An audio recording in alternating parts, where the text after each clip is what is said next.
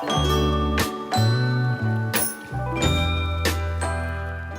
year is 1999, a time when rom-coms existed purely in high schools. A time when your worth as a human being was measured solely by the absence of glasses and the width of your jinkos. A time when you can win a woman's heart and win a bet.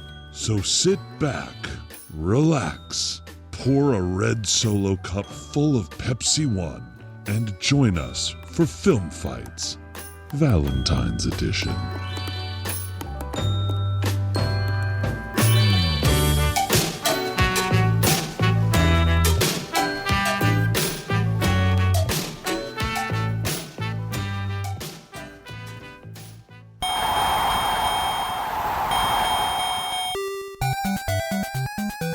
Ladies and gentlemen, boys and girls, welcome to Film Fights. I am your fearless host, Jono Rodriguez. And with me, of course, is my lovebird flying through the wind like a Valentine's candy corn thing. That's the candy hearts that say stuff like, I love you, my co-host, Conrad Hartman. Hey, Conrad, how's it going? Oh, I'm feeling Twitter-pated. How are you? Twitter-pated? Is that like when you're constipated to use Twitter? Oh, my God. Coming out hot right out the gate. Well, everyone probably feels that way with Elon Musk in charge. Oh, should I use it? I want to use it. I don't want to use it.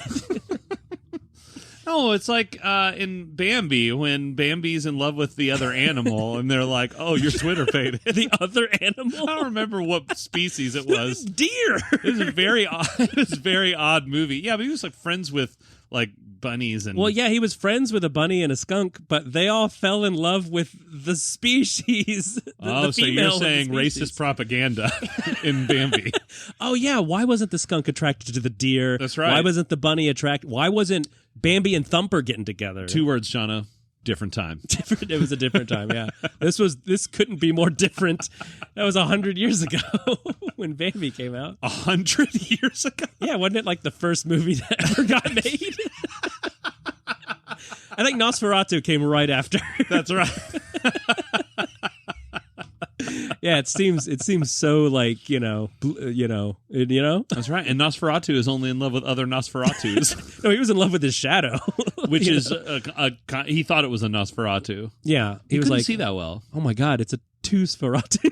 Oh, now that's a movie I could sink my teeth into. Am I right? Nosferun becomes Nosferatu. Oh my God. You hearing this, Robert Eggers, for your new Nosferatu movie? You got some great yuck-em-ups opportunities. Yeah, you got some big fangs to fill. Oh, that movie's so funny.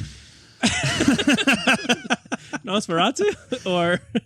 Yeah, looks like he needs a dentist. He's just sad about having bad teeth. Well, that's why he's like so menacing, because he's at the dentist office and he's just like, should I don't want to go in there. Here you go, shadow. And then it shows the shadow going up the stairs. And he's angry because he's like, I've been waiting for 2 hours and my appointment was at 2 and now I've got Nosferatu things to Nosferatu.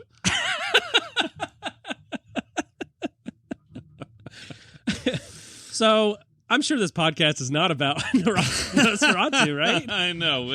We can't help but gravitate towards scary guys. Yeah, or food. It's food and scary guys. Food and scary guys. Hi, welcome to Food and Scary Guy podcast.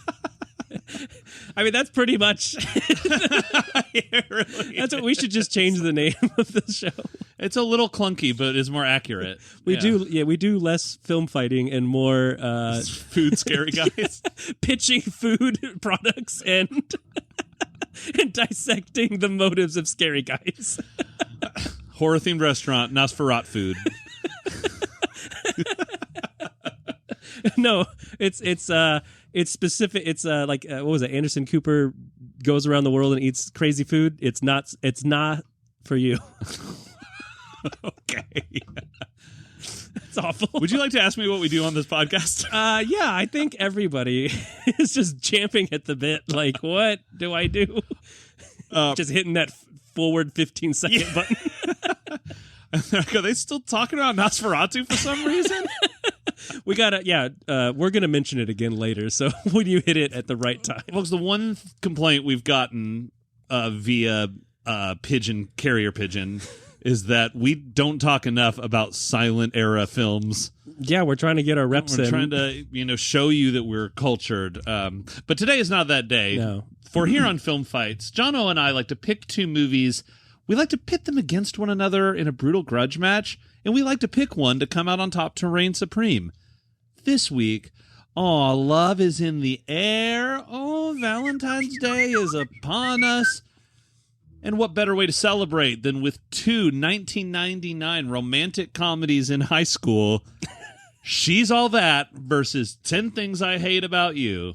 That's right. She's All Things I Hate About You today, ladies and gentlemen, lovely spectators of all. Oh, I thought it was 10 Things About That.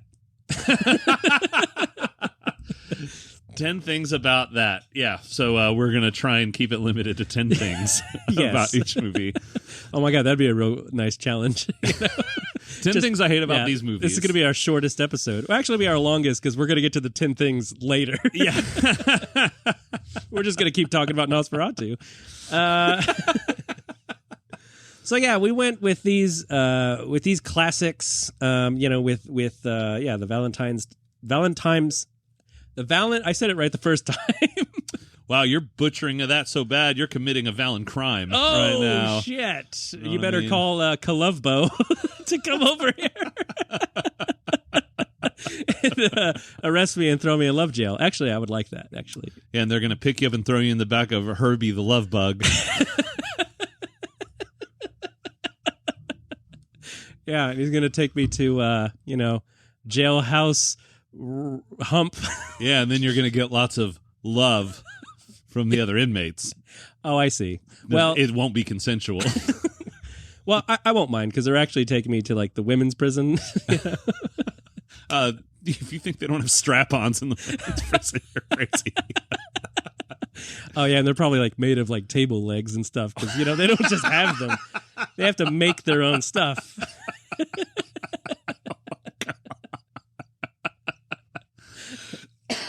Tell them Large Marge sent you. All right, so we're doing these movies because, and I'm wondering if you're wondering, hey, She's All That is my favorite movie, and so that one's gonna win, right, guys? Or no, you're wrong, dum-dum. 10 Things is the best. I'm talking if you guys were talking to each other. And I'm using my same voice as all the voices, which is not confusing at all. This is a new segment called Jono B's, both of you and your friend talking to each other, but not us. Exactly, because everybody listens to podcasts in pairs, right? Because as I imagine how the show should be listened to, it should be listened to groups of 2 so that you could also fight about what should win. Not groups of 3. Then you can't vote and you can have a tie. Wait, no, you can't have a tie. No, you can't. No, one would gang up on the other. Yeah, that's right. Unless you all 3 voted for the same movie, which, that's okay. Yeah, if it's the one we'd vote for. If not, then you're wrong. Oh, yeah, then you better pack your bags and head on over to wrong school. Speaking of wrong school. Wrongfully accused. I know. We're going to talk about it someday. The best Leslie Nielsen movie ever. So She's All That. Let's start there, right? Let's do it. Yeah. We open on a bunch of 30-year-olds in high school. Well, we do that lovely crane shot, I think, that all movies of this caliber and of this time happen. And, you see it in all those fucking movies. You see it in Road Trip. You see it in all kinds of movies. You see the American Pie. American Pie, yeah, the crane, like, oh, here's the full school in case you didn't know what a school looked like. We're letting you know, school guys. Okay, they sweep in and they show you just everything. Like, hey, like, as if they're kind of like knocking on the screen at you, the audience, and going, hey, dum-dum, we're going to just lay it on thick for you right now. The extreme characters that everybody is, so you know who to root for and who to shoot for, as in shoot them dead because you hate them. Yeah. And they're all caricatures. They are, yes. And sometimes a caricature It's fine. Like if you're at the beach with your honey and you're like, oh, isn't it funny that he made your nose fucking big and that we're on rollerblades. I don't even like rollerblades. That's so fun. Anyway, here's $80. Yeah. Oh, it doesn't include tip? I guess okay, here's $100. Yeah, here's a tip for making fun of my ugly wife. So we get to meet everybody. Now, how did this opened with? I'm like confusing them now because they're very similar movies. I know. I will say that the lighting. There's this thing in movies that came out in the late 90s, early 2000s, like high school, specifically these high school movies where they just did not hire a lighting crew, so everything is using natural light. And it's either way too dark or way too like bright. Like you can even see the actors squinting in the sun. It's just so bad. But their lighting crew was the sun. The sun, yeah. And you know what? The sun is the best because you ain't got to pay him diddly squat. Well, until they unionize. Say, hey, we're not getting fair treatment. I am going to kick in with farmer hours, and you're going to get one less hour of daylight. I'm a member of the Sons of Liberty. We're all the sons of all the worlds. Yeah, oddly enough, we had to use the spelling S-O-N-S because Sons of Liberty is already taken. Which is weird. You'd think the other one... Okay, are you still talking son? Anthropomorphic sun? Oh, hey, remember this era? There were those Coca-Cola commercials where the sun was like wearing sunglasses. And I'm like, is he shading it from himself? Yeah, I am very suspicious of a sun that has to wear sunglasses. First off, those must be the most powerful sunglasses ever because they're not melting instantly. But also, who's he shading the sun, the light from? Himself? His future. The Earth? Oh, the future. So bright. It's so bright. Yeah, well, it's bright red. Maybe he's like stoned or hungover. That's why he's wearing them. Like, that's why he's drinking a Coca-Cola. I only ever drink Coca-Cola if I'm like really hungover. Wait, is that what daylight savings hour is? Is when the sun is so drunk, he's like, I'm cutting it out early today. And you know what? I'm gonna sleep in tomorrow too because, I really put him back. We really need to see a sun with a nightcap. I would love to see that. And he's like sleeping, I actually have a memory of trying to look for that on Google Images, and I couldn't find it. You always see the moon with like a sleepy cap, but that's when the moon's awake. The moon's... That doesn't make any sense. Well, because the moon is like the black sheep of the planets. It's like sleeping on the job. That's why you don't put out enough light. Yeah. He needs the water to help him out. Because the moon is always bright when there's water around. Come on, tides. I'm tired. It's the tides that bind. Beware the tides of March. You know who was bewaring the tides of March? Prom time. That's right. Yeah, what period of time does this movie take place over? I imagine all high school movies that lead to prom start with the first day of school. This did, because remember when Freddie gets home, they're like, how was the first day of school? And he's like, whatever. And they're like, anyway, have you gotten into a college yet on the first day of your senior year? Yeah. Well, you're supposed to be looking into that when you're a sophomore. A sophomore? Yeah. You're called a sophomore because you started out fresh, and then you became soft around the edges, and then you become junior to senior. It's basic science. Yeah, you're not hardened by life yet. No. You're still nice and soft. And then junior, you're like Donkey Kong Jr. You're like not an easy game, but you're like easier. Yeah. It's like Pac-Man, or they didn't have a Pac-Man Jr. They did a... Mrs. Pac-Man. Ms. Pac-Man, yeah. Yeah, they didn't have genitals, so they didn't have a junior. And then senior year is because you're basically dead. Yeah.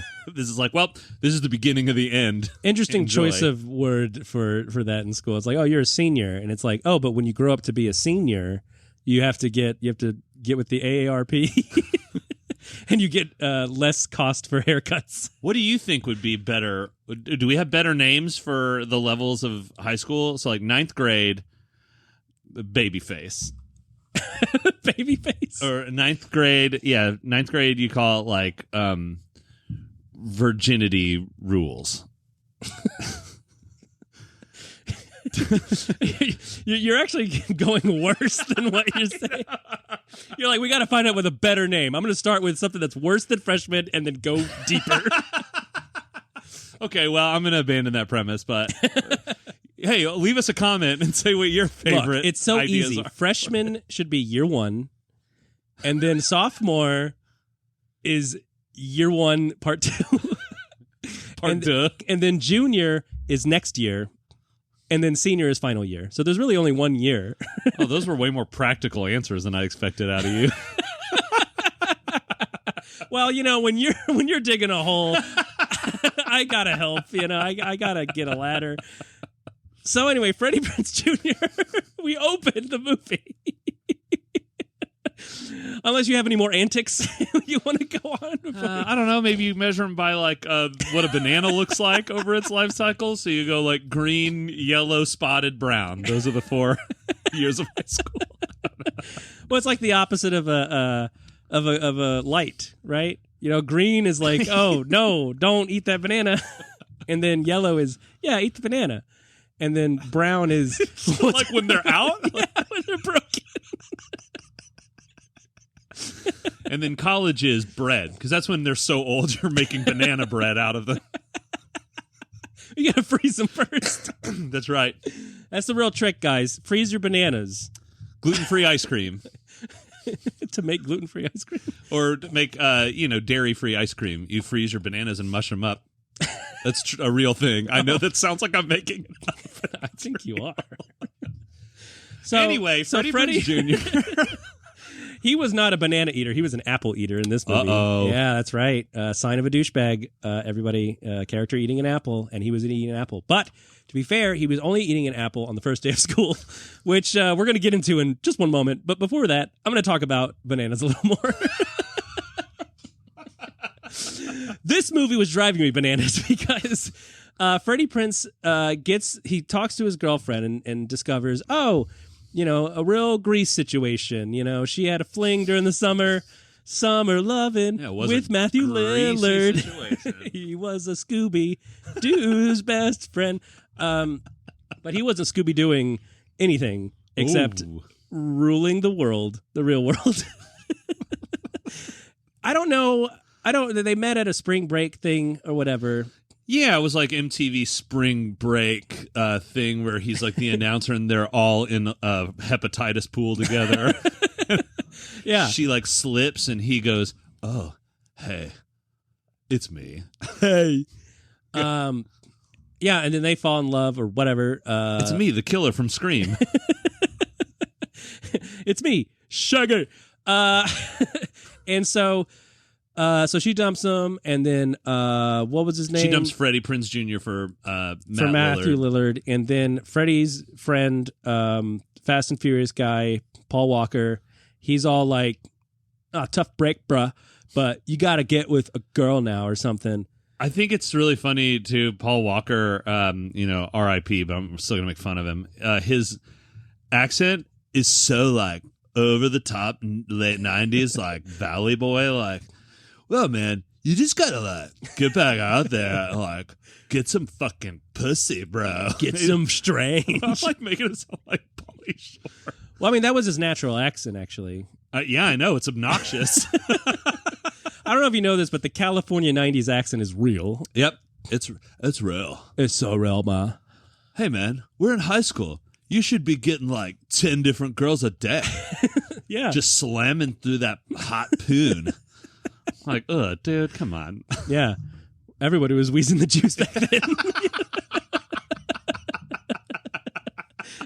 And so he's like, "Hey, let's have a bet about let's do a bet about the worst about going to prom. Who cares?" And so they're pointing out girls on the quad, and I bet you can't make a gross girl the most popular prom queen. Let's pick one. Well, to be fair, he only talked like that because he had like one of those large gobstoppers in his mouth. The Everlast. Yeah, this is actually after he got in the car accident.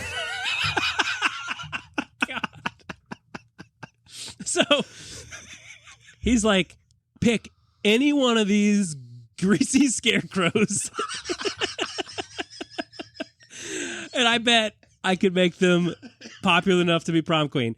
And they legitimately point out, like, ew, yeah, like that, oh, yeah, that would be impossible. One was a literal rotting pile of double cheeseburgers from McDonald's. Yeah, with like a mop for a wig. and not even like a new one. Yeah, I was just gonna say. Like an old one. Not an old one that's been used. An old one that's been used but also forgotten about and like in a closet. It's like caked together. It's all caked together. To where like when you see it leaning on the ground, you pull it up and it does not fall. It retains its shape. Bride of Frankenstein hair. And they're like, and then Rachel A. Cook is like running up the steps in her overalls and too many books. And she trips and falls, and they're like, oh shit, a girl just tripped and fell. That's a sign of an ugly emo, okay? Even though this woman is like stunningly gorgeous. Yeah, right? Like she is practically airbrushed beautiful. Yeah. Like she's got glasses on, which everyone knows is the international sign of honk beast.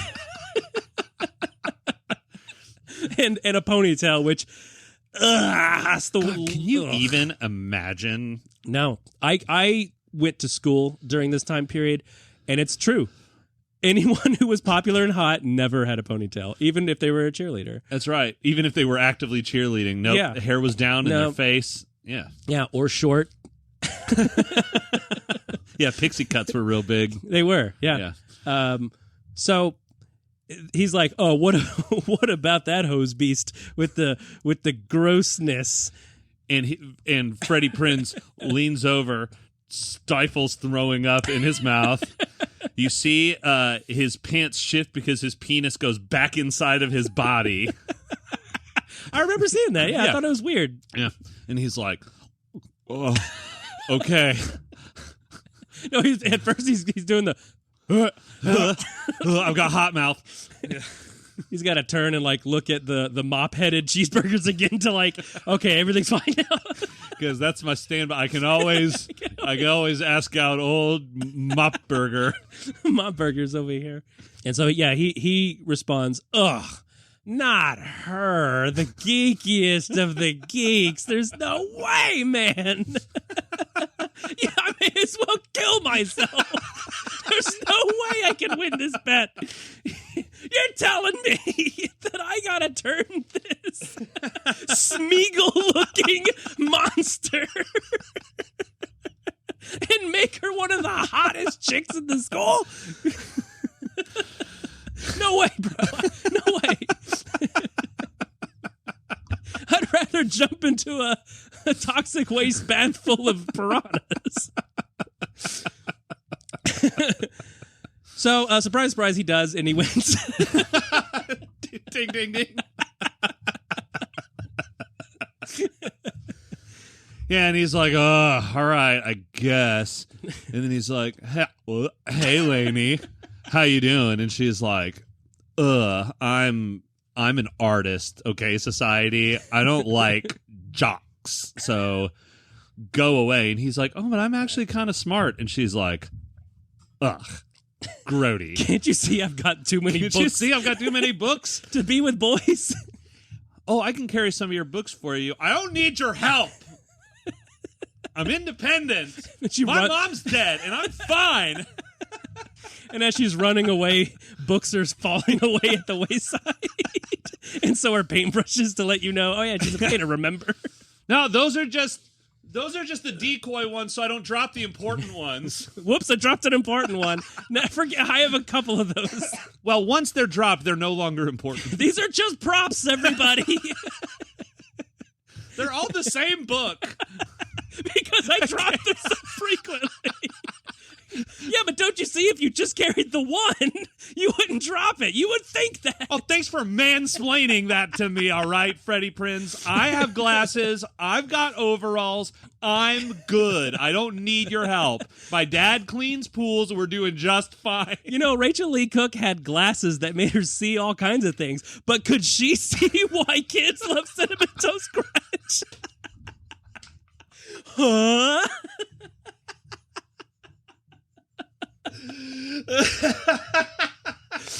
And she gives it a look with her glasses. And she's like, because it looks like a Picasso? Wrong. And then she gets dunked into the water. And Freddie Prinze is like, oh, I've sure got my work cut out for me. Oh, brother. Dun-dun-dun. And then credits because it's the first episode of a TV show. Yeah. So then, we learn a little bit more about Lainey. And, her mom is dead. Yeah.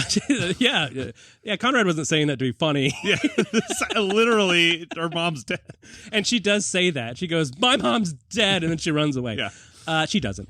But she does have a father who is played by Kevin Pollak. That's right. The great Kevin Pollak. And he is, I love the way he plays this dad role because he plays it just so kind of like lazily. He's the most aloof dad. Yeah. He's like a pool guy or something. He runs his own pool service. And he's just like, oh, hey, Lainey, how's it going? He sounds like Garfield a little. Or no, he sounds like John Arbuckle from the old Garfield show. You remember? He's all like, honey, it's your dad. Hey, honey, it's your dad. I'm here. How was school? Are you still in school? I don't remember. I don't know. Did you get groceries last night? The fridge is empty. She says that at the end of the movie. I think I laughed out loud at that. It's the night of the prom, and she's like in the basement painting like a crazo, and the dad comes home late at night, it's before the prom, so it looks like it's late at night. It's probably because it's in the basement. But she goes just casually, hey, I noticed the fridge was empty, so I'm going to go to the store. Do you need anything? I'm like, well, the fridge is empty. Yeah, he's not a very good provider. She's doing the grocery shopping for the family. Yeah, if you could grab me a 6-pack and a bottle of Kentucky Gentleman, that'd be great. And then she goes up the stairs. Love you, sweetie Pookums. She goes up the stairs and he goes, hey, the light this time. You got me the regular, and I let it slide because I was too tired to take my belt to you. I was going to say the light. I'm trying to lose weight. If I'm not svelte, you get the belt. Love you, pumpkin. Love you, pumpkin. Oh yeah, there's some douchebag here to talk to you. His name's Paul Walker. Yeah, so they're going through this bet, and Freddie Prinze Jr. shows up at the falafel stand where Lainey works part-time. Yeah, and she's got a silly falafel hat, which, is that a thing? I don't know. Anyway. No. When's the last time you went to, let's just say, what's some food that we eat every day? Baba Ganoosh. You go to your favorite Baba Ganoosh stand, yeah. And they've got a hat that looks like a bowl of smoked eggplant dip. That's... Yeah. No. And then you say, I want to talk to Bob. Is he in? I'm going to talk to Ganoosh. I'm here to talk to you, Mr. Ganoosh. Middle initial A. Oh, my God. If your name was Bob A. Ganoosh and you didn't start a Mediterranean food spot, fucking kill yourself. Well, no, you don't want to go on the nose. They would open up like a pizza by the slice kind of place. Only. They don't serve them whole, just by the slice. And they're cold. Yeah. There's no heat lamp at Baba Ganoush's Pizza by the Slice. It's a front. He's actually in the Greek mafia. Yeah, they're called the Greek yogurts. run by Julie Gertz or Jamie Gertz. So this scene was there are a few things I actually hated about this scene. There were 10 things I hated about this scene. One. Yeah. She's having this long discussion with this customer about how big falafel balls he wants, and it's like, oh, get it? Because then at the end of the scene he goes, I've decided, supersize my balls. And first of all, they don't call them falafel balls, they just call it falafel. Wait, did you not laugh at that line? Oh man, I mean, listen, did you not LOL? I'm still laughing about it. For sure. Yeah. For sure. There's nothing funnier in that movie. Now that is true. That's very true. That is the funniest line in the movie, but that's not, low bar.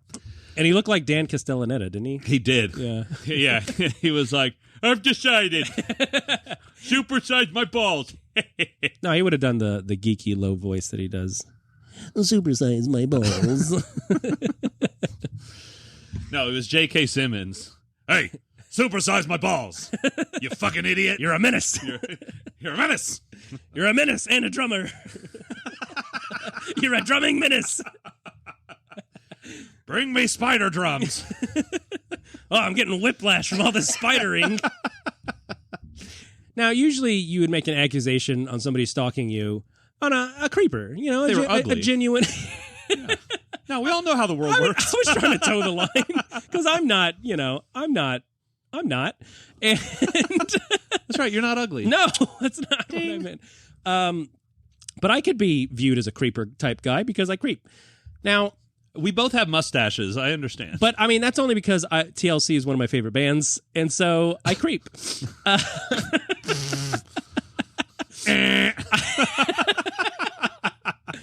Well, I mean, I chase waterfalls, I creep, other songs. I do like that you're keeping it era appropriate. Yeah. So, 10 Well, you got points. it. Well, I'm too legit to quit making those references. All right, that's a little early.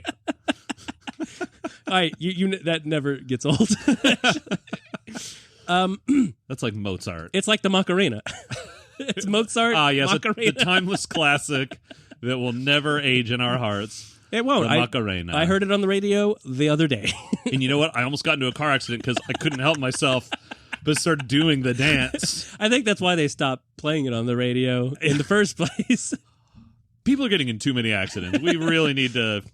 So, we're focusing on alcohol-related accidents when we should be focusing on Macarena-related accidents. Oh, man, that brief time when the Cupid Shuffle was popular, that was a real nightmare. And don't To get the me left. To the left now. Don't get me started on the electric slide. So many weddings, so many accidents. Electric slides when you're driving a Tesla in the ice. To the front, to the back. All right. He's not a creep, is the whole point. Right. Unless he's creeping. But Now- she says, I don't want no scrubs. Are we still? And he's like, what? And she's like, you see, a scrub is a guy that can't get no love from me. Huh? I'm sorry. What are we talking about? He's hanging out the passenger side of his best friend's ride, trying to holler at me. I'm trying to sell falafels here. And then he's like, "Oh, is my friend Paul Walker here?" I don't know what. If anyone's driving, it's me, right? Because I ain't no scrub. Yeah. And then she's basically like, away with thee. Yeah. And he's like, okay, I guess I'll try again later, even though we're both hot. We just need to rub our parts together. Yeah. But then best friend of Lamy says, "Hey, I've got these tickets to Paradise." So pack your bags. And he's like, "Do you have two of them?" I've got two. Yeah, this is low rent Philip Seymour Hoffman. Oh, well, you know what? So they go to the show, right? Art show. The art show. And Freddie Prinze Jr., he's sitting there, he's watching it, and he's like visibly kind of uncomfortable, like, what is happening? And I will always love the 90s bad theater Oh, yeah. for art.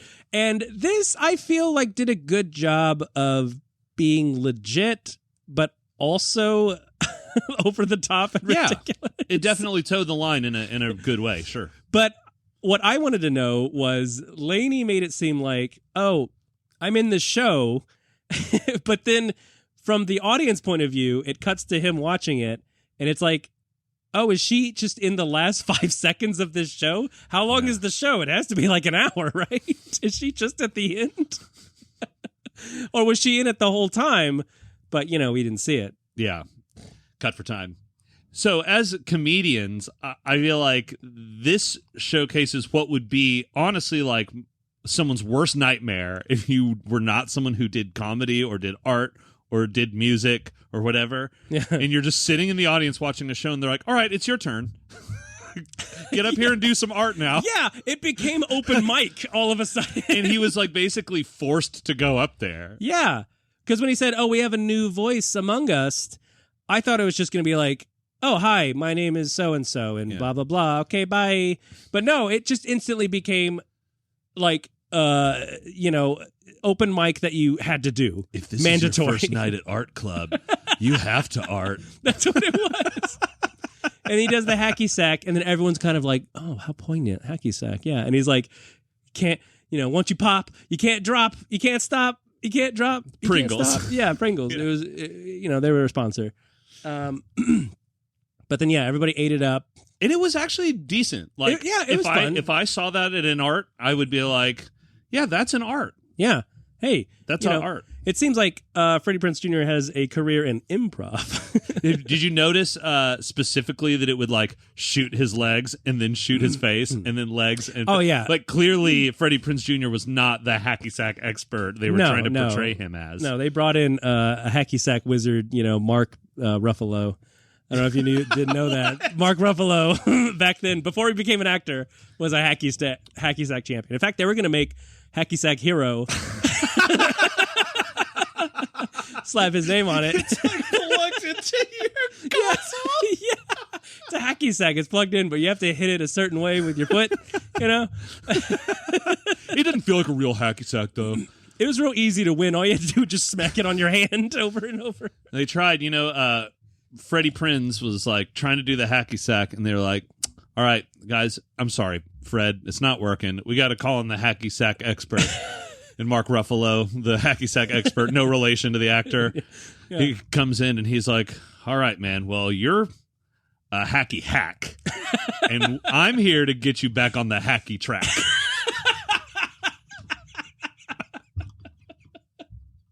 So the show's over, and they're on the street, and he's like, oh, man, you're so beautiful. Like saying something that the audience is like, what? Why would you say such a surprising thing to her face? And he's like, why are you wearing those see-through glasses, those clear lens glasses? He's basically like, why are you wearing these disgusting, horrible things on your face? They make you look like a fucking loser. Yeah, it really scarred a lot of kids back in the 90s. They're like, oh, my God. We all just like take off our glasses in the theater. I think it was just propaganda for the big contact companies. That's right, big contact. That's right. They're like, oh, man, we gotta push these contacts onto kids. Put this in your eye. Do it. Fresh out of making that major product placement movie, Contact. Anyway. Right, yeah. You think it's about aliens, but it's really about the alien piece of material you put in your eye. Right. And then we're like supposed to be like, oh, she actually is beautiful all of a sudden and wasn't this whole time. Oh, yeah, he does legitimately stalk her because he kind of forces her to go to the beach, right? And then, other friends are here, and then they play volleyball. Top Gun style. And I kind of liked how the friends, except for Paul Walker and bitch girl, were kind of like, okay, yeah, she seems like a cool person. I'll give her a shot. I'll give her a chance. Because, sometimes you just go overboard with the bad guy characters and it's like, oh, they're all terrible. And it's like, no, some of them have a mind of their own, sort of. And then he is like, hey, you should go to this party. And he shows up at her house with a dress and her sister with makeup and is like, yeah, we're just going to do this. And kids from the soccer team to clean the house because he's like basically saying, you're going to this party. I'm not taking no for an answer. Oh, yeah. Yeah, real chauvinist. This is after he tolerates Paul Walker saying the best line in this movie when he's checking out her hot bod on the beach. And he says, whoa, check out the bobos on Super Freak. And we're supposed to not be disgusted by him saying that. I'm surprised none of the actors turned to the director and just went, do you really want me to say that? That's not, we don't call them that. We just call them boobies or something. The original line was way worse, and so that was actually their compromise. Oh, I see. The original line was, check out the fun bags on Trash Sack. Check out the golden bozos on glasses over here. So they go to the they go to the party, and they're all having fun, and Matthew Lillard is there being a total asshole, and instead of everyone going, oh my God, that's so awesome, they were all like, ew, and it's like, well... He's a celebrity. They would be just excited that he's there. Exactly. Right. Like, you're on the real world. That was a celebrity back then. Yeah.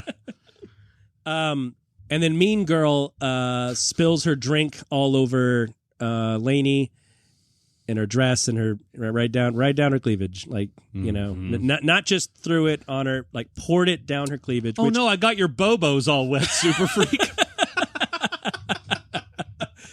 And she goes, see, this is why I never hung out with you people, because you like to spill drinks down people's dress. And then she leaves. And then the next day, hey, she's going to be the next prom queen, everybody, because all of a sudden, that, yeah. Which, happens in the real world, right? Yeah. This unspecified period of oh, wait. We're so stupid. Oh, are we? Surprise! I thought as genius. The period of time this takes place, they weren't on summer vacation. That was spring break. Because it was, I literally said What? It was MTV Spring Break that she met Matthew Lillard. Oh, wait. Oh, so this is spring to the end of spring. This is like over the period of like 7 weeks or something. Oh my God, you're right. Wait, but he said it's the first day. First day back, probably. Oh, see, I took that as first day back after summer, but I guess it was after spring break. Well, it was not. Listen, guys, who cares? Okay, This well, you movie know what? sucks. Okay, well then, that makes more sense, because actually that makes less sense. I figure that relationship would have taken a school year to get into. Right, you have to make her the prom queen in 6 weeks, I think is what they say. 6 weeks? When is the last day of school?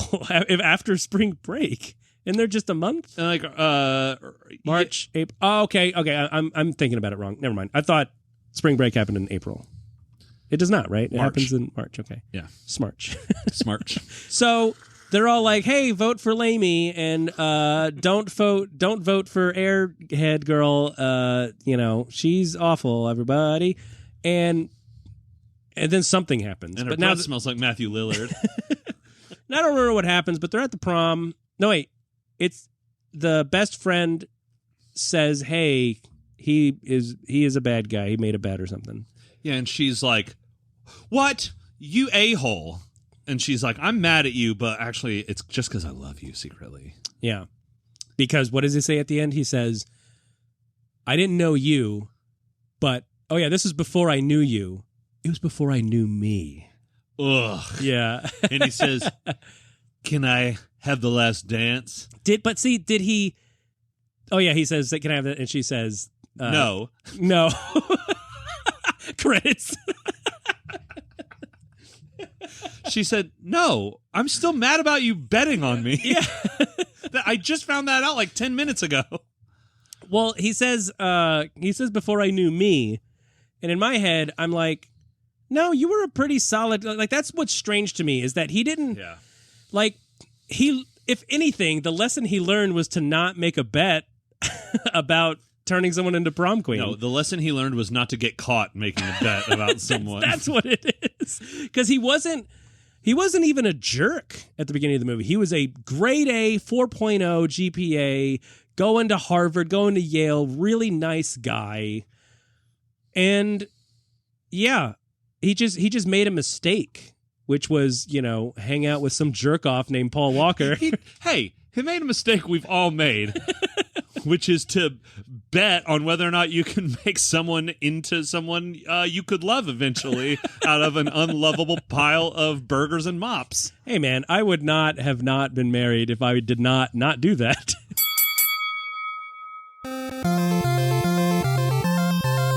Roses are red, violets are violet. It's time to watch 10 Things I Hate About You, which was not a television pilot. Ah, there you go. There, you got it. Although you are a little wrong on that. It was a television pilot, but it was called 8 Simple Rules for Dating My Teenage Daughter. And rule number 1, no dating till you graduate. Rule number 2, don't get them wet. And you have her home by 10, you can't feed her after midnight. Light was very harmful. Keep her in dark areas. Oh yeah, this is when people were like, "Oh, the ozone layer." So it's like, don't get her in sunlight. Don't get her in sunlight. Well, they use the sun, just like in She's All That, as the lighting department for this movie as well, because he had unionized That's still. right. He's up there drinking a cold Coca-Cola, wearing his sunglasses, snorting cocaine. I don't know how he keeps it cold. He's the sun. Oh, my Coke's getting warm. Hey, Mooney, hold this for me for a second, will you? He's like, Dark side, I need it real cold. he wakes up from his slumber because, the moon is a lazy person. He's lazy. He doesn't get any work done. He sleeps all the time. Always depicted as wearing a sleeping cap, even though it doesn't have hair. Or sometimes there's a man in him. There are two main sources for how we know there's a man in the moon. One, R.E.M., and two, David Lynch. Man in the Moon made the movie Dune? That's not a coincidence at all. So this movie opens with a very original, unique crane shot with terrible lighting. Sorry, son, but you done fucked up in the lighting here. Yeah, you kept hiding behind the trees. It's Charlie. And here comes our protagonist, Joseph Gordon-Levitt, meeting his best friend of all time for the first time, Bernard the Elf. That's right. As Bernard the Elf points out all the very specific cliques. Yes. Here are the goths. Here are the marijuana smokers. Here are the cowboys. Here are the Visigoths. Here are the clowns that wear makeup, and here are the clowns that don't wear makeup. Stay away from them. Yeah, they're the most violent of the cliques. Like when you hear a click, it's because they're loading their Glocks. Here's the wood shop kids. Here's the metal shop kids. Here's the pet shop boys. They write some really fun hits. Oh, yeah. And then you got the metal heads, and then the dead heads, and then the pot heads, and then the soup heads. They're really into soup. They're all just like, I really love Andy Warhol. Mostly his work in the field of soup advertisement. And then the other kids who are wearing Campbell's t-shirts are like, get out. The new rebellious kid in Soup Club is like, I'm a progresso guy. And they're like, whoa, that's he's right, really shaking it up. I eat stew. No, there's a different club for stew. 10 things I hate about stew. It's very well could. Actually, this was supposed to be that. And then the executives were like, do we really need a whole movie based around a hot, chunky soup? They're like, well, Ratatouille's going to do it in a couple of years. It's like, well, that's not the same. So then we meet our antagonist that's also the protagonist, Kat. Oh, yeah, Kat. Yeah, she's super antagonist at She's the so front. mean. She's mean to everybody. Like, she's ripping down prom posters. She's kicking dudes in the nuts. Punching pregnant women in the belly. About to run down Bernard the Shaw. Bernard the Elf. She's going to IKEA and stealing people's meatballs off their plates. She's tricking blind homeless people into giving them change, but she's taking the change and dropping in rocks. She's playing 3-card monte with kids, and then when she turns it over and there's no queen, she punches them in the throat. She's making Ponzi schemes. Yeah. She's getting people to smell her flower, and then she squirts them with water. But then she doesn't laugh. She's like, serves you right, misogynist. But I'm a woman. So she does what every kid in the 90s did before they went to their first period class. They went to the class counselor or whatever. The guidance counselor who's writing a steamy novel. Yeah, she's writing erotica during her job. And she blows Kat off. She's basically like, so, Kat, you need to go to college in a week or whatever. Is this like the end of the year? And she's like, you need to get your shit together. You're a real bitch. Yes, she says that. Her words. Her words. Heinous bitch. Heinous bitch. And she's like, anyway, now Scram, I know I'm getting paid to talk to you, but I really want to flick my bean while I write this story about quivering bratwursts. Really want to cut through this roast beef. Ooh, now you're making me hungry. Hungry for bratwurst. Let's just say I'm ready to squeeze my gushers until they pop. Let's just say I like to hold my gushers in my mouth until they turn to liquid. Let's just say I like to sit in school and finger my vagina until I come to completion. If you know what I mean. Wink, wink. I know I'm using code right now. Thank God I got that disgusting kid out of my office so I can fuck myself. I could really take the advice of all my students and really fuck myself. No, but no, Allison Janney's delightful. But so yeah, and should mention this movie, like our last contestant, also based on a classic play. This is based on The Taming of the Shrew by William Shakespeare. Oh, there's no taming that shrew. Oh, honey, there's no taming that shrew, okay? She's a crazy one. Yeah. And She's All That is based on Pygmalion. No, you mean male pig man. Oh, I thought it was Pig Alien. Like, they were like, oh, look at this extraterrestrial with a snout. I'm going to make her the prom queen. Well, it's like Eye of the Beholder from Twilight Zone. Oh, that's They're right. the real pig aliens. And Pygmalions. That's why they thought Rachel Lee Cook was not... Rachel Lee Cook? She was a Rachel Lee Crook, if you ask me. Stealing the hearts of Freddie Prinze Jr. and crew. That's right. So their cat is being mean. She goes to Shakespeare class. Yeah. And cool teacher's like, shut up, cat. She's like, I didn't say anything. He's like, yeah, I saw that look. You were about to call me something mean. Your t-shirt says it all. It says, books, not boys. Books, not looks. Yeah, clearly. Yeah. It says, she's wearing a t-shirt that says, Joan of Arc was not extreme enough.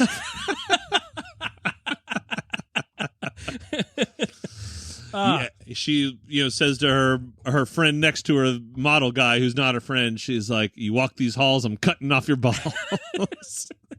She's like, why are we reading about these chauvinistic pigs, Ernest Hemingway and Shakespeare? Who cares? Let's talk about all the hits like Jane Austen and male model guy's like, that's a very thoughtful insight you have, Kat. And she's like, shut the fuck up. Go kill yourself. I hope your next modeling gig is on the train tracks. He's like, whoa. Whoa. Yeah, he's Joey Lawrence. He did have that kind of Joey Lawrence style, like the long hair. And oh, well, you know what? He was in, if you remember from our previous episode, Camp Nowhere. Remember? He played the friend in that. He was like Oh, this was that guy? Yeah, he was like, yeah, he was the cool guy, but was actually a nice guy. Yeah, exactly. But in here, he was the whole package. He was he was a nice guy, but really he was a cool guy. He was a bad guy in this, but really he was just misguided. Like, really the bad people in this movie are just stupid. No, they're just misguided. They just make bad decisions. And he was clearly like, spoiled brat that was given everything, sure. And he's like, let me flex my abs. Give me $100. Well, that's how you get a modeling career. Well, we discover later that Kat gave him everything. That's right. Yeah, and now he wants to take everything from younger sister. She gave him her sweet zebra cake, and he made it into a Twinkie. Yeah, he took that ham wallet and he went on a spending spree. Let's just say her bacon was crispy when she was done with him, if you know what I mean. I don't know what that means. No. I don't like crispy bacon. Give it to me raw. Yeah, I like it raw. Oh, baby, I like it raw. Yeah, I like it like I like my jam band sets, warts and all. I like my women like I like my jam band sets full of drugs. So she's got a clear character type. She likes effeminate guys with long hair. Yeah, I mean she's going to Sarah Lawrence, or she wants to, and then Larry Miller's like, "You can't date younger sister." Is a new point. You can't date younger sister until Kat also. You can't date your younger sister. Yeah, well, Larry Miller can't.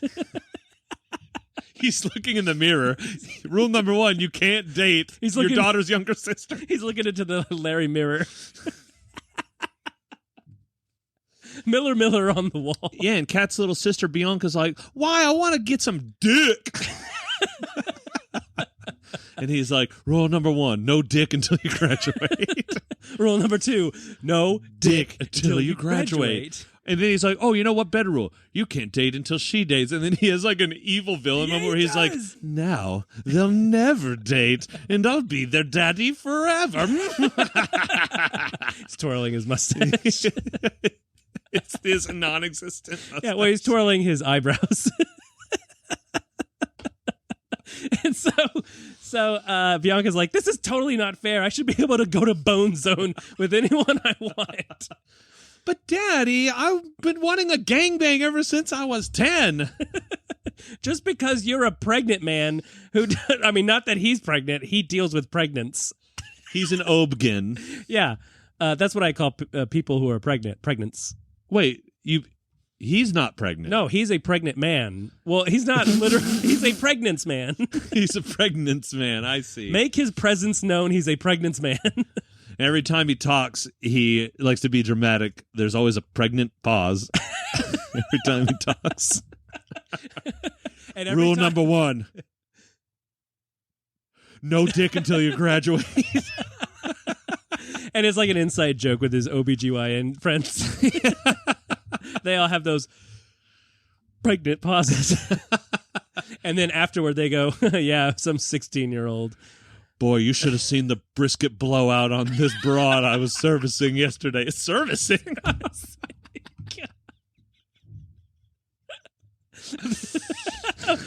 It was like a barbecue restaurant that had gone under.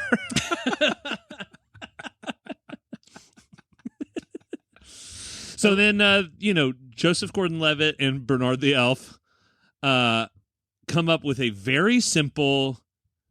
rule for dating a teenage daughter. A very not at all convoluted plan. Oh, what's the convoluted plan, please? So they go to Underwear Model Guy and they say, hey, you want to date Bianca. But secretly, Joseph Gordon-Levitt wants to date Bianca. But he's like, you want to date Bianca, right? Well, she can't go out if Kat doesn't go out. So what you need to do is you need to pay what we can only imagine is an escaped convict that has been shoved into a high school, Keith Ledger, to go out with Kat so that then Bianca will be allowed to go out. And you can go out with her, although secretly, I'm going to go out with her and not you because it's for me. I'm the good guy. You're missing one key element, which is that Bernard the Elf, Bernard the Elf has an ulterior motive also, which is to date Joseph Gordon-Levitt. We can only assume. It was probably cut out of the film. There's no other reason he's helping him out. This is like a love dodecahedron.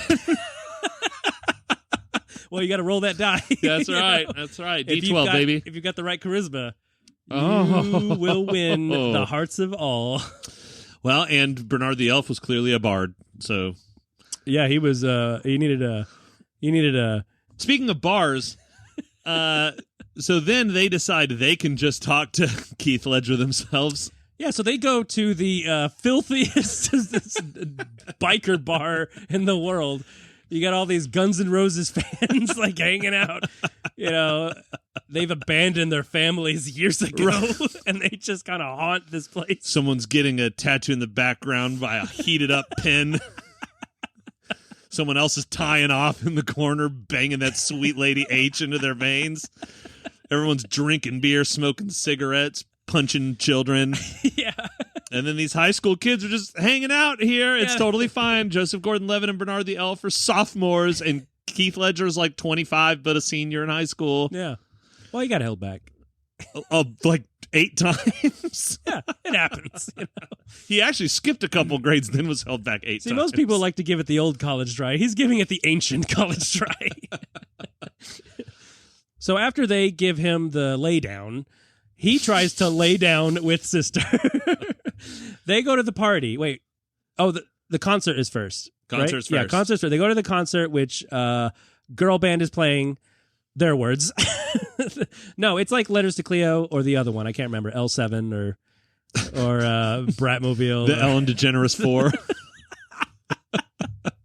The Lilith Fair. The whole Lilith Fair is playing. And they all got their combat boots strapped on, and so Heathling Ledger is there, and there's not a bra in sight. No, or a shaved armpit. it's weird that when he first walks in, they do the first person view of him walking in, and then all the girls, which of course there's only women there because female bands are only enjoyed by women, but they're all giving him this look like, a man is here at a girl club watching a girl band. Their heads are shaking, and then they're like sparks are flying out. It's like scanners. I can't believe it. He's a guy. And he goes in there and he's like, cheers, mate. And then they kind of hit it off because she's like, oh, wow, you're not smoking and watching a band I like. Oh, yeah, and he's like, oh, I quit 1 hour ago. And the bartender's like, excuse me, sir, these songs aren't for dongs. You need to hit the bricks. Hit the bricks because you're sporting dicks.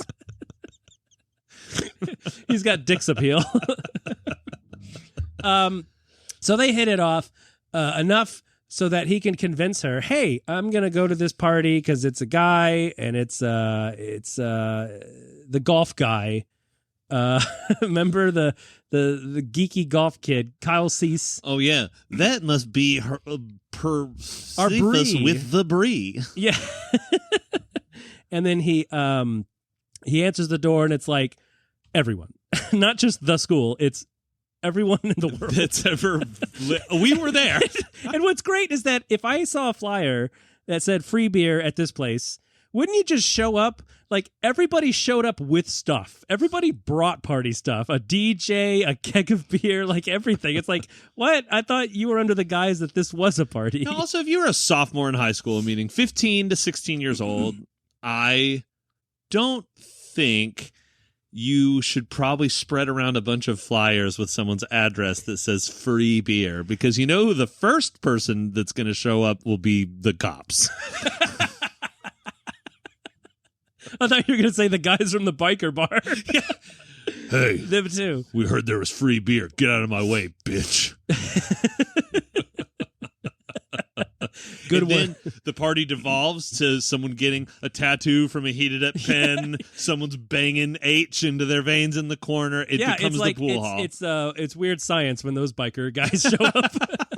And then the one guy has a metal face. What was up with that? I never understood that. They were like from another dimension. Oh, that's it. Oh, yeah, there we go. It was from the Mandy dimension. Oh, my God, it was them. It was those guys from Mandy. Those crazy, like, aliens. So there we've got, worlds colliding, universes colliding. Everyone is there. Harry Potter people are there. It's raining cats and dogs. It's raining the movie, The Truth About Cats and Dogs cast is there. Yeah, that's also 99, right? Everyone who works at Universal Studios theme park is there. And Cat's like, I should get wasted and dance on the table. Yeah, because everything is dumb. I hate this stupid party, so I'm going to show up and just get embarrassingly wasted. That'll show. Yeah, we've all been there. I'm there way more often than I care to admit. Oh, yeah. It's a regular event for you to dance on a table and get your head hit on a chandelier. And then what's that catchphrase again? Yeah, because they're all concerned that she has a concussion. Yeah. And it's, okay, if you hit the ground, don't make a sound. Yeah. But if you get hit by a chandelier, don't worry, you're in the clear. Yeah. It doesn't have leverage. It can't hurt you. Exactly. No concussion, so don't make a discussion.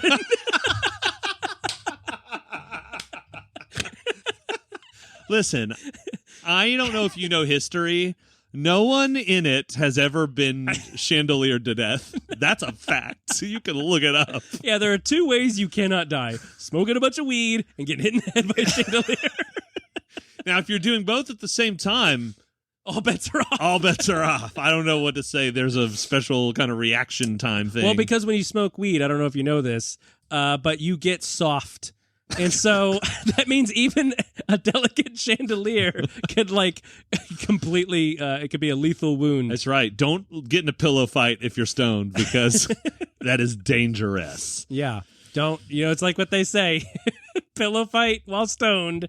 You lose your rights. And you get boned.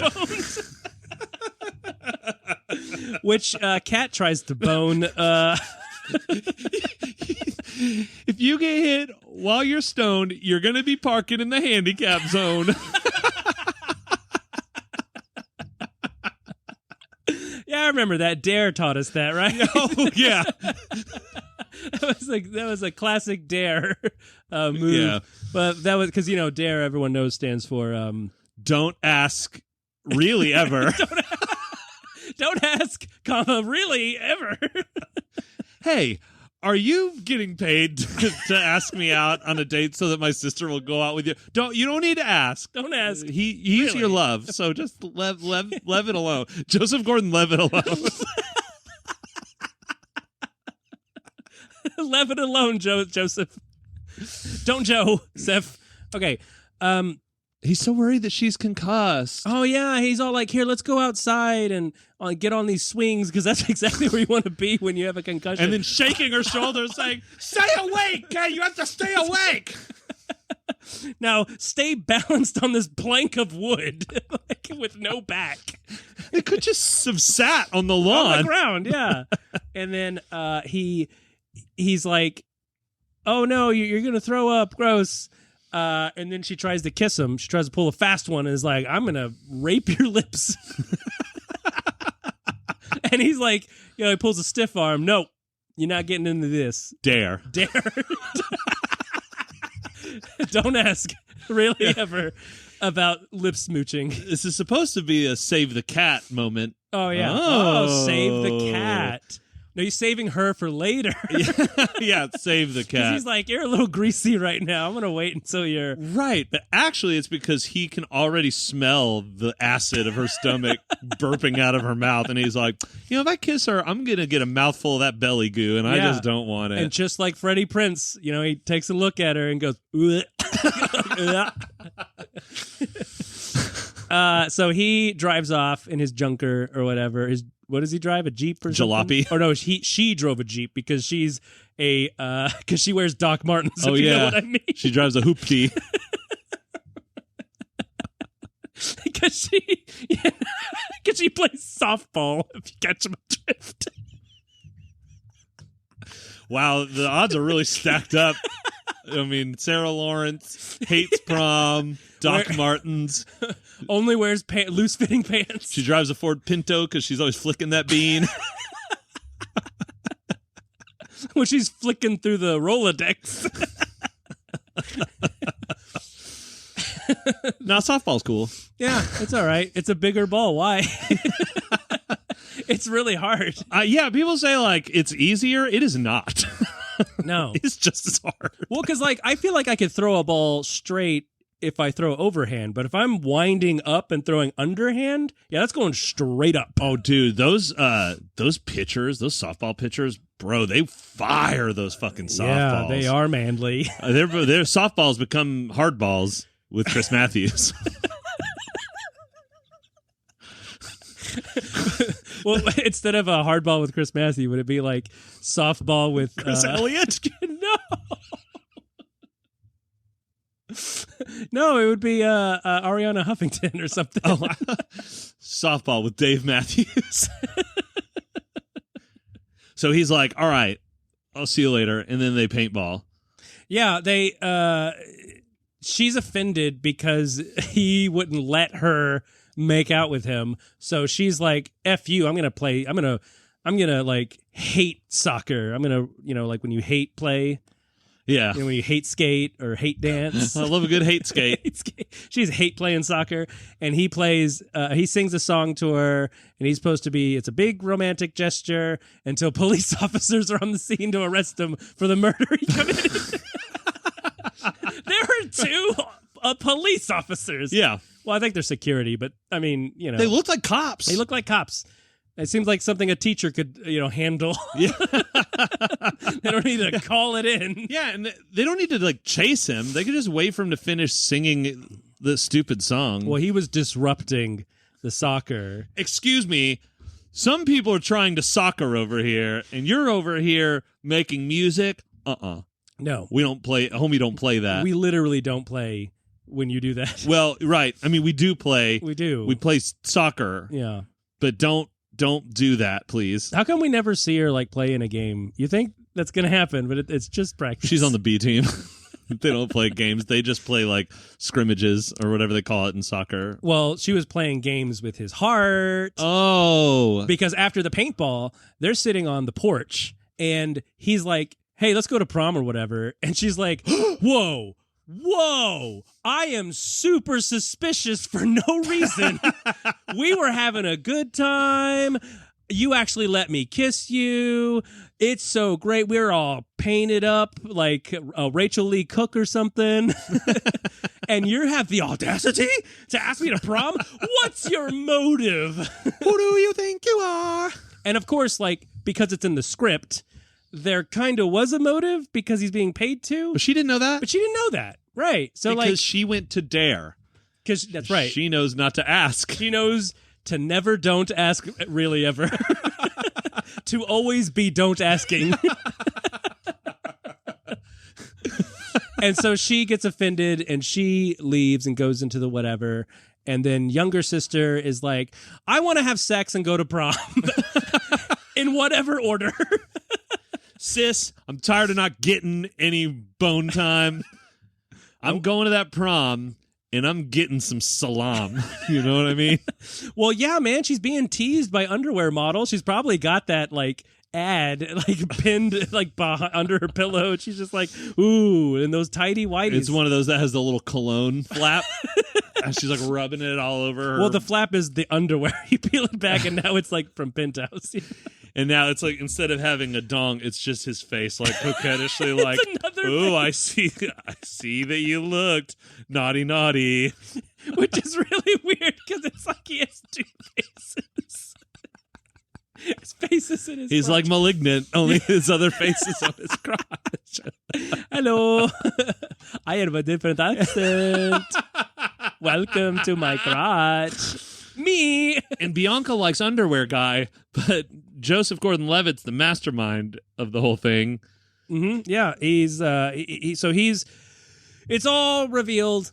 I do like that Bianca has a moment of clarity because she sees at the party that underwear model truly is a vapid, oh, I don't care. I just want some sliz. It's either yours or Liz's. The Liz of Sliz. Or no, I said that backwards. So I'm just trying to get my foot in someone's locker. You know what I mean?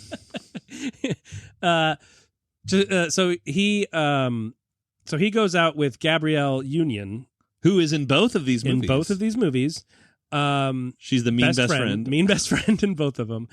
And when Bianca is like, ugh, well, that sucks. I'm gonna get Joseph Gordon, leave it alone, to take me home, and he does, and he's like, ugh.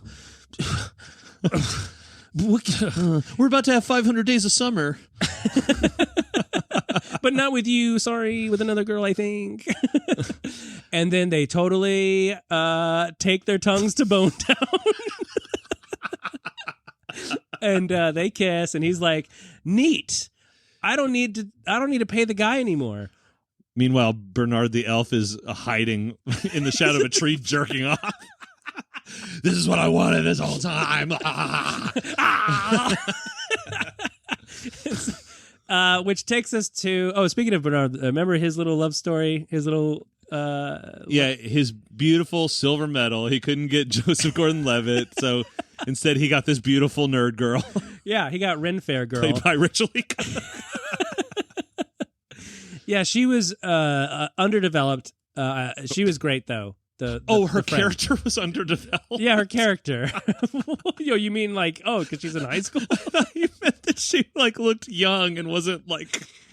Yeah, they used it. She was not yet developed. No, she was a young one. They went backwards with this. Instead of getting somebody older, they got a 12-year-old to play an 18-year-old. I do want to go to the dance. I said 12, not 2. Well, she was in a car accident. Which takes us to prom/concert because it's not just a live band, it's an actual band. It's Letters to Cleo. And my co-host here has a problem with not concerts. I'm sure you go to those. With live bands playing at proms. That never happens, okay? It does not happen in real life. You don't like go to the prom and The Offspring is playing when they were popular. Oh, okay, I'll make it relevant for kids now. You don't go and TikTok is playing or whatever. Okay? And they're like rock and roll bands, and everyone is like ready to dance in choreography to the sweet sounds of fucking Everclear at your high school. It was the 90s. I fucking hate it. I'm tired of it. It's in all of these movies. I never want to see it again, and I hate you. Me? No. I hate you movies that do that. There are so many movies that do that, and it's making me think maybe you're wrong, Conrad. Yeah, maybe so. Bands actually did play the prom. We just didn't have one. We just went to poor school. We went to poor school. But yes, they do dance. Yeah. And that reminds me, we didn't mention this in the She's All That, but there's a dance in that, a synchronized dance. And it's like, what is happening? Like, why does everybody have to synchronize? Who is this for? No wonder you're all failing fucking biology or spending all your spare time learning this stupid dance before there was TikTok. Yeah. How did Paul Walker and Freddie Prinze Jr. and Rachel Lee Cook and like they all learned how to do it together? Listen, I hate all of you guys, but I'll see you at dance practice. Rachel Lee Cook clearly couldn't even walk up the steps with a bunch of books in her hands. How is she expected to learn how to a complicated dance in a dress that she's never worn? Well, which is worse to you, the synchronized dance at a prom or live band at a prom? Right.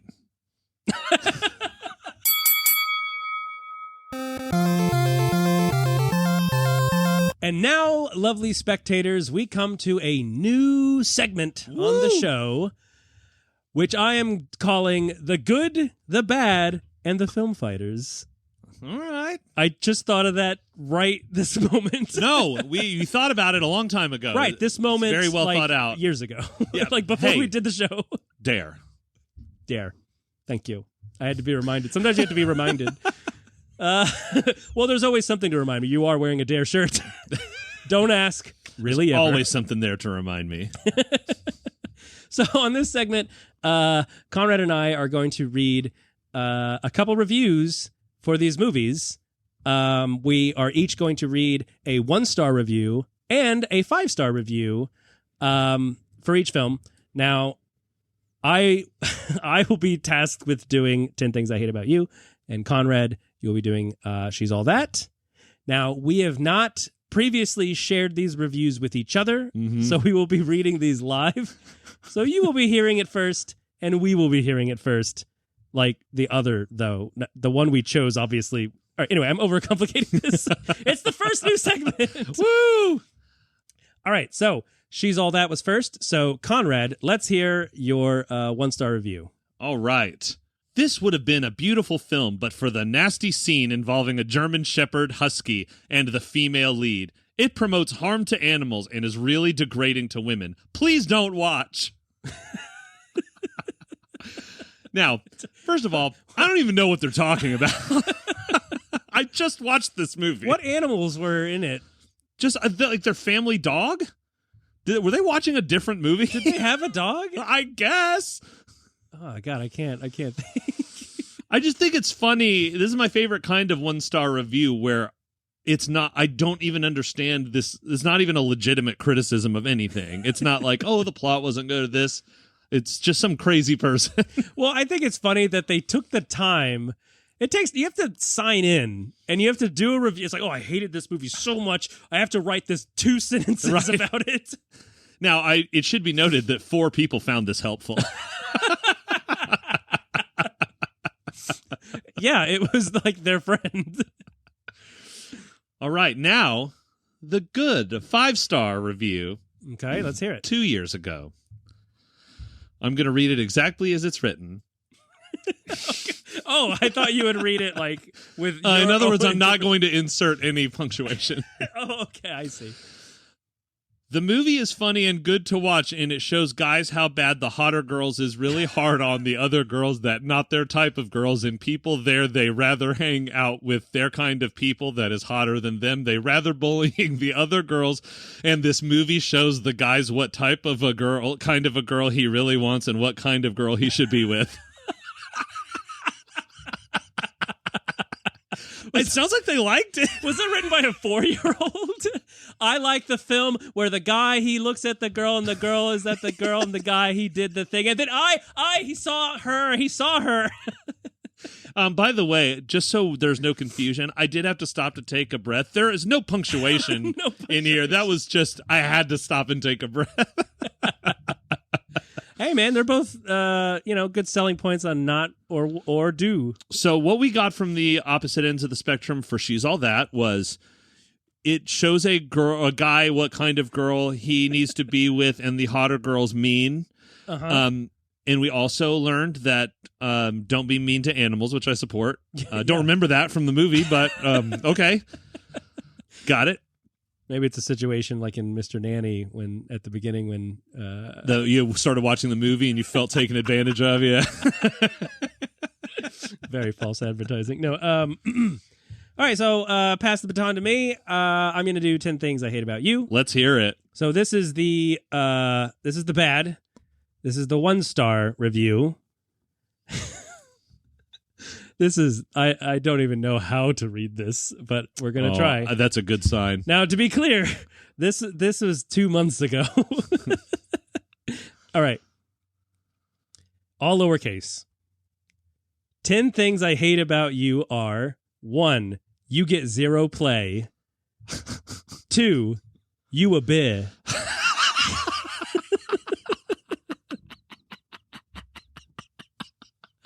And I don't know if this is just me. I don't know if this is embarrassing, but I had to confirm that BIH meant like like you're a bitch, and not like it means like back in house. Because I'm not with it. Right? This is 2 months ago, so it's a new language. Okay. I'm only on number 2. Number 3, 10. What? No, it's binary. It's a 1-0, which means you a bit. Yeah, that's it. That's the review. 10 things I hate about you. 1, you get 0 play. 2, you a bit. 3, 10. And it's the number 10. I don't know if it's they got bored and were like, I just 10, who cares? It's the 2 things I hate about you. The third one being numbers. The third thing I hated about this movie was the number 10. God, it makes me so mad. And then... wow, that's a good one. And then now we got the good for 10 things I hate about you. Okay, here we go. One of the best films ever seen by me.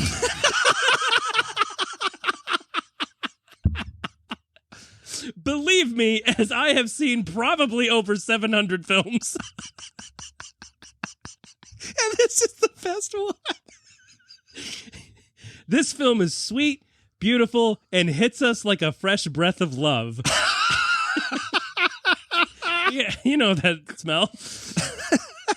Made me smile all the time. Loved it, guys. ... It's a much watch according to me.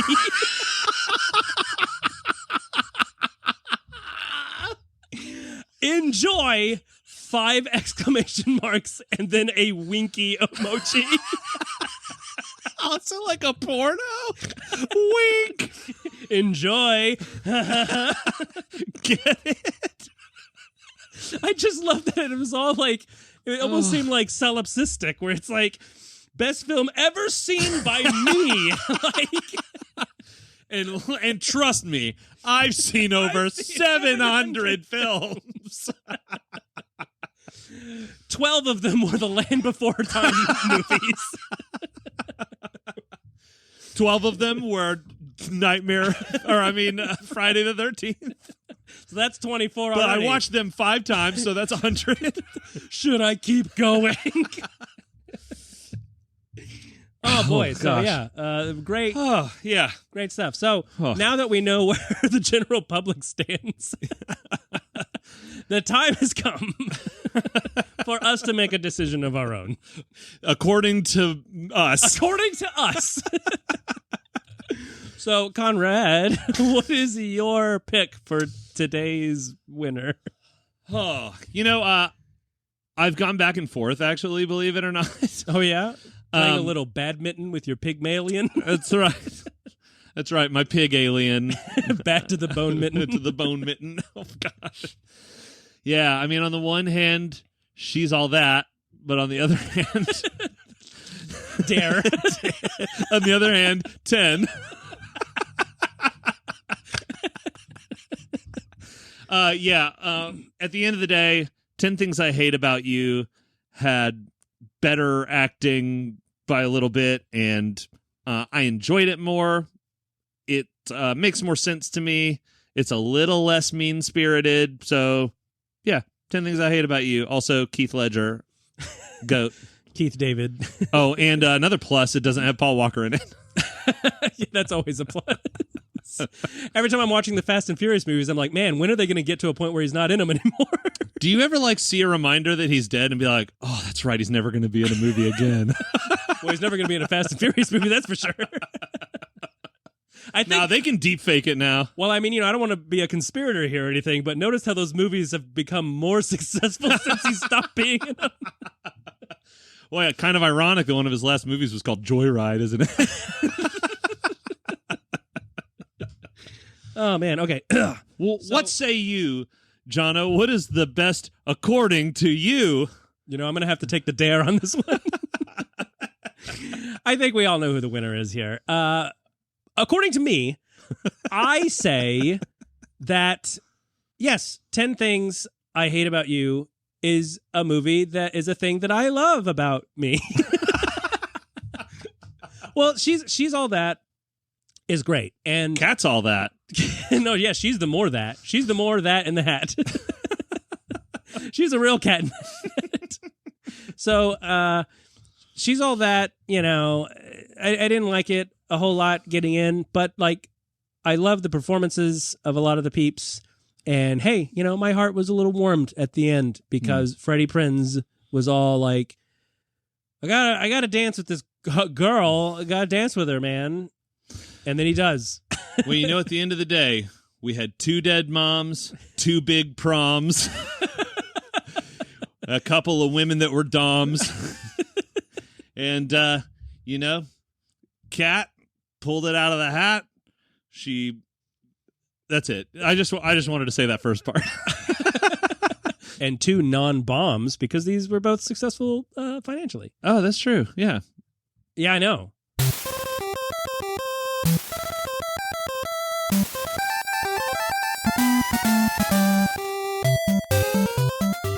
All right, now for the final piece de resistance. Yep, the pizza resistance. That's like people who are lactose intolerant that don't want you to eat pizza. Why only pizza if it's lactose? Well, it's about making a point. You can get no cheese pizza. No, it's disgusting. It is. And we know it.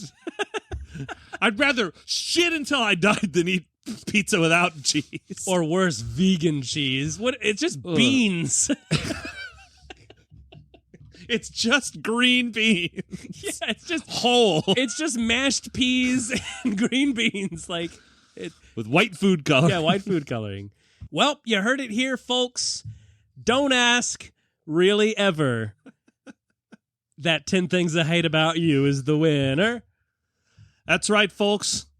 And hey, you know what? We would love to hear your thoughts on this and almost all matters pertaining to the movies that we watch. Drop us a line. battles@filmfightspodcast.com. Let us know if you have a battle you'd like to hear. Let us know what you think about our opinions. Maybe we'll share your opinion on the show.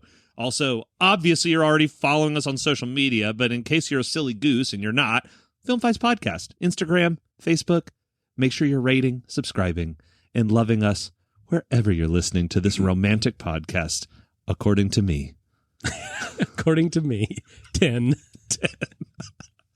Yeah, we'll give you a sticker sometime. Yeah, Don't say hello. Don't be a bit. Don't be.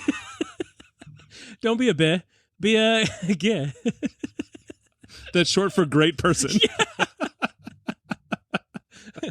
So join us next time when we will be talking more about beh and tens and things according to me, because I will tell you this for free.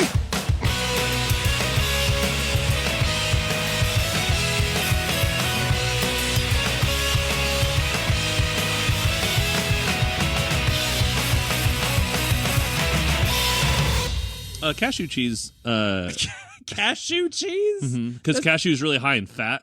So, like at HG Supply, they have vegan queso, and it's actually fucking So you really good. melted cashew? Would that even work? Like if Well, no, you like grind them up, and then you like add cheese to them. So if I was at a pizzeria and we're having a nice pizza, and a guy came over with like a block, like a giant cashew, and was like, "Would you like some fresh grated cashew?" You know what? Low key, that would probably kind of slap, fam. Really? I mean, nuts are good. Not unless you're allergic. Not unless you're allergic. You die. Yeah, no, that's why they're good. Well, it'd still be good, but you would die. It's like when you drink too much alcohol. It's good, but you will die. All right, let's finish this up. Yeah.